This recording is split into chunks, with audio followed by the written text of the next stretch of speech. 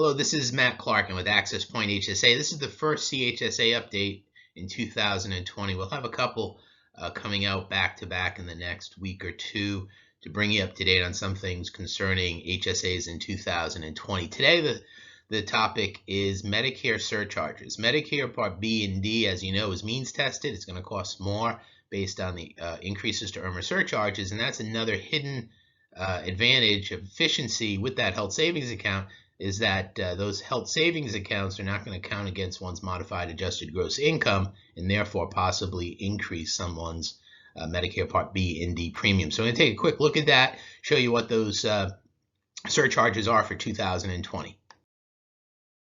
So for those who haven't been through the CHSA in some time, I just want to give you a real brief review of these IRMAA surcharges. Those income-related monthly adjustment amounts are on Part B and D. So that's the means testing on Part B and D. Part B being doctors and lab tests and things like that, where Part D is going to be your prescription drugs.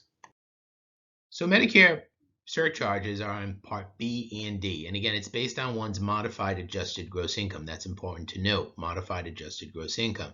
Starts at $87,000 in 2020. That first IRMAA surcharge will click in after $87,000 for someone filing individual. Last year was $85,000, and $174,000 for someone with a joint return. Last year, $170,000. $1 above these thresholds, and you get 100% of the surcharge.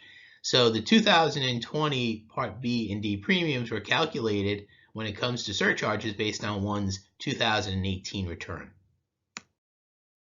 So here we have the surcharges for Medicare Part B. Okay, so the base premium in 2020 for Part B is $144.60.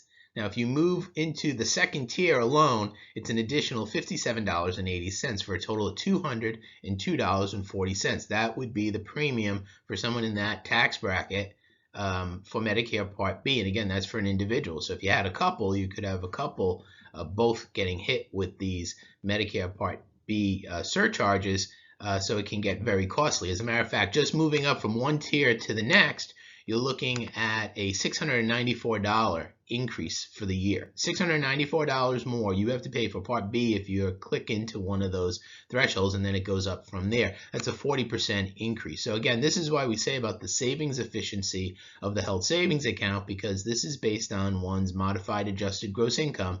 Taking money out of a 401k to pay medical expenses will go against or count against someone's modified adjusted gross income, while taking money out of your health savings account in retirement to pay your medical expenses, your Medicare premiums, is not going to count against your modified adjusted gross income and possibly save you from these additional charges through these IRMAA surcharges. So here's Part D, the prescription drugs, $32.74 is the average base.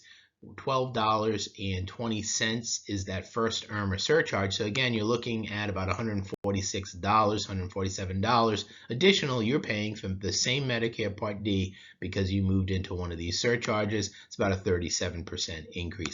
And one last thing, again, when we look at the income source, really, you're looking at that Roth 401k and the health savings account, not counting against the modified adjusted gross income. So when we talk about the efficiency of the HSA, we always look at the triple tax-free, and there's no doubt that's a huge advantage. But there's this hidden advantage of folks paying less for their Medicare Part B and D in retirement, possibly by using a health savings account, by putting money into an HSA and having that be ready for them to pay those medical expenses in retirement.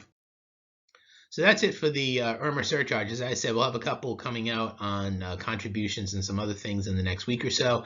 If you have any questions regarding this, or if you're looking for more information, or if you have a suggestion for another topic, please email us at info@accesspointhsa.com. Thank you.